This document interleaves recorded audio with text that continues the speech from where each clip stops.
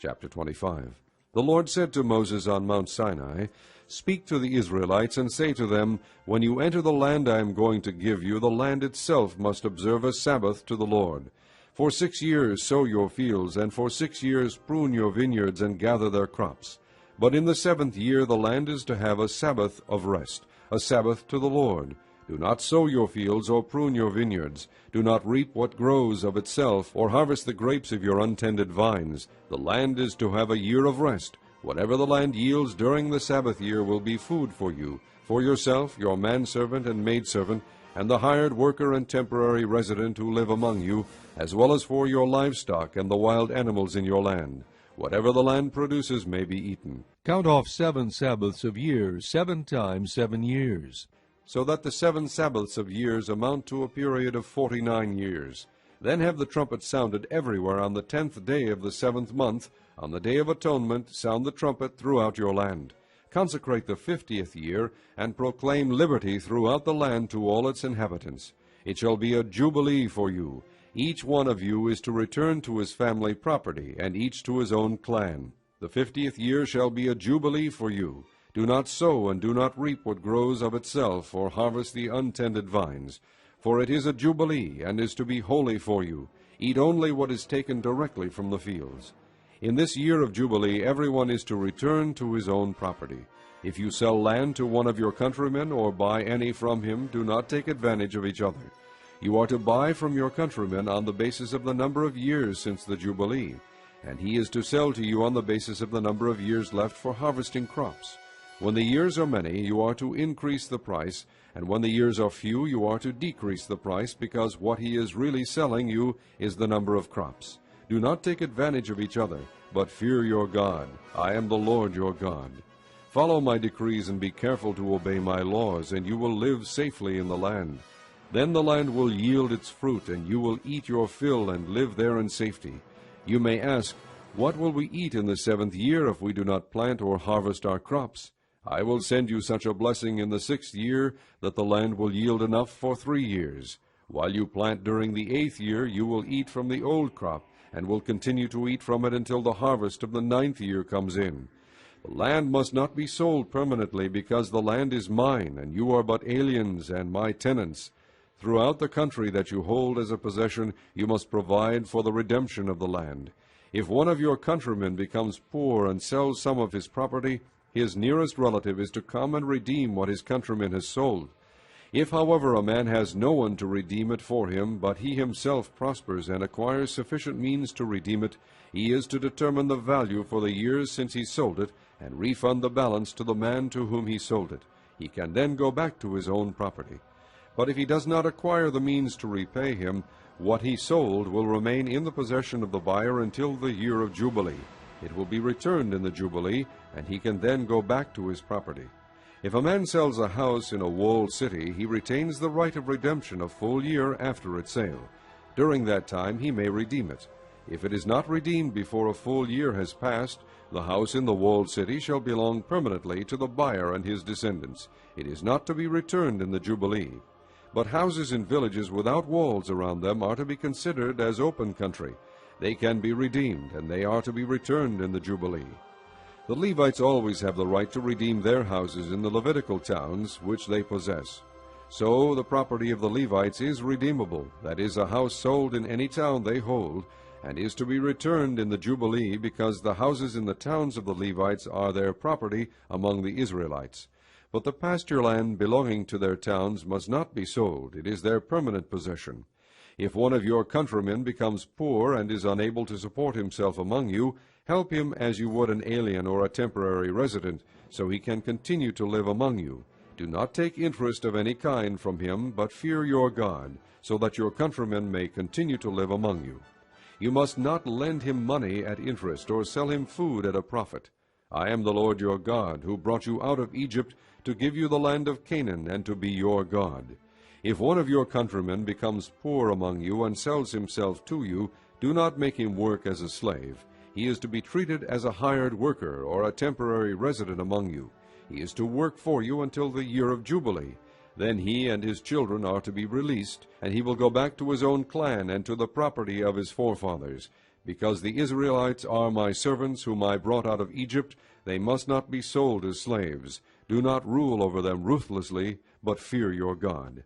Your male and female slaves are to come from the nations around you. From them you may buy slaves. You may also buy some of the temporary residents living among you, and members of their clans born in your country, and they will become your property. You can will them to your children as inherited property, and can make them slaves for life, but you must not rule over your fellow Israelites ruthlessly. If an alien or a temporary resident among you becomes rich, and one of your countrymen becomes poor and sells himself to the alien living among you, or to a member of the alien's clan, he retains the right of redemption after he has sold himself. One of his relatives may redeem him. An uncle or a cousin or any blood relative in his clan may redeem him, or if he prospers he may redeem himself. He and his buyer are to count the time from the year he sold himself up to the year of Jubilee. The price for his release is to be based on the rate paid to a hired man for that number of years. If many years remain, he must pay for his redemption a larger share of the price paid for him. If only a few years remain until the year of Jubilee, he is to compute that and pay for his redemption accordingly. He is to be treated as a man hired from year to year. You must see to it that his owner does not rule over him ruthlessly. Even if he is not redeemed in any of these ways, he and his children are to be released in the year of Jubilee. For the Israelites belong to me as servants. They are my servants, whom I brought out of Egypt. I am the Lord your God. Psalm 32, of David, a Maskil. Blessed is he whose transgressions are forgiven, whose sins are covered. Blessed is the man whose sin the Lord does not count against him, and in whose spirit is no deceit. When I kept silent, my bones wasted away through my groaning all day long. For day and night your hand was heavy upon me. My strength was sapped as in the heat of summer. Selah. Then I acknowledged my sin to you, and did not cover up my iniquity. I said, I will confess my transgressions to the Lord, and you forgave the guilt of my sin. Selah. Therefore let everyone who is godly pray to you while you may be found. Surely when the mighty waters rise, they will not reach him. You are my hiding place. You will protect me from trouble, and surround me with songs of deliverance. Selah. I will instruct you and teach you in the way you should go. I will counsel you and watch over you. Do not be like the horse or the mule, which have no understanding, but must be controlled by bit and bridle, or they will not come to you. Many are the woes of the wicked, but the Lord's unfailing love surrounds the man who trusts in him. Rejoice in the Lord, and be glad, you righteous. Sing, all you who are upright in heart. Chapter 8. Who is like the wise man? Who knows the explanation of things? Wisdom brightens a man's face and changes its hard appearance. Obey the king's command, I say, because you took an oath before God. Do not be in a hurry to leave the king's presence. Do not stand up for a bad cause, for he will do whatever he pleases. Since a king's word is supreme, who can say to him, What are you doing? Whoever obeys his command will come to no harm, and the wise heart will know the proper time and procedure, for there is a proper time and procedure for every matter, though a man's misery weighs heavily upon him.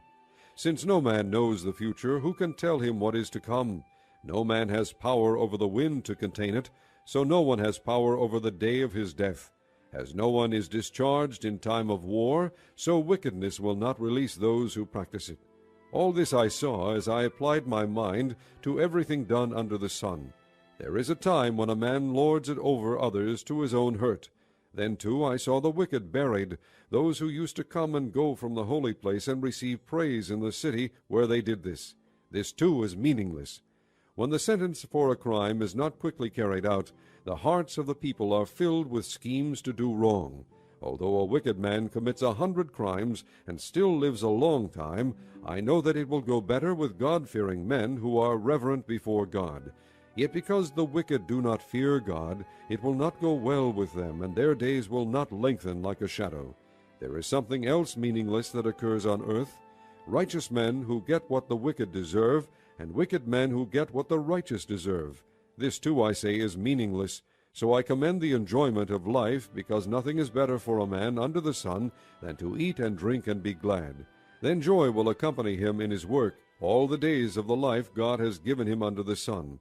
When I applied my mind to know wisdom, and to observe man's labor on earth, his eyes not seeing sleep day or night, then I saw all that God has done. No one can comprehend what goes on under the sun. Despite all his efforts to search it out, man cannot discover its meaning. Even if a wise man claims he knows, he cannot really comprehend it. Chapter 4. In the presence of God and of Christ Jesus, who will judge the living and the dead, and in view of his appearing and his kingdom, I give you this charge. Preach the word. Be prepared in season and out of season. Correct, rebuke, and encourage with great patience and careful instruction. For the time will come when men will not put up with sound doctrine. Instead, to suit their own desires, they will gather around them a great number of teachers to say what their itching ears want to hear. They will turn their ears away from the truth and turn aside to myths. But you, keep your head in all situations, endure hardship, do the work of an evangelist, discharge all the duties of your ministry. For I am already being poured out like a drink offering, and the time has come for my departure. I have fought the good fight. I have finished the race. I have kept the faith. Now there is in store for me the crown of righteousness, which the Lord, the righteous judge, will award to me on that day, and not only to me, but also to all who have longed for his appearing. Do your best to come to me quickly, for Demas, because he loved this world, has deserted me and has gone to Thessalonica. Crescens has gone to Galatia, and Titus to Dalmatia. Only Luke is with me. Get Mark and bring him with you, because he is helpful to me in my ministry. I sent Tychicus to Ephesus. When you come, bring the cloak that I left with Carpus at Troas, and my scrolls, especially the parchments. Alexander, the metal worker, did me a great deal of harm. The Lord will repay him for what he has done. You too should be on guard against him, because he strongly opposed our message. At my first offense no one came to my support, but everyone deserted me. May it not be held against them. But the Lord stood at my side and gave me strength, so that through me the message might be fully proclaimed, and all the Gentiles might hear it. And I was delivered from the lion's mouth. The Lord will rescue me from every evil attack, and will bring me safely to his heavenly kingdom. To him be glory forever and ever. Amen. Greet Priscilla and Aquila, and the household of Onesiphorus. Erastus stayed in Corinth, and I left Trophimus sick in Miletus. Do your best to get here before winter. Eubulus greets you, and so do Pudens, Linus, Claudia, and all the brothers. The Lord be with your spirit. Grace be with you.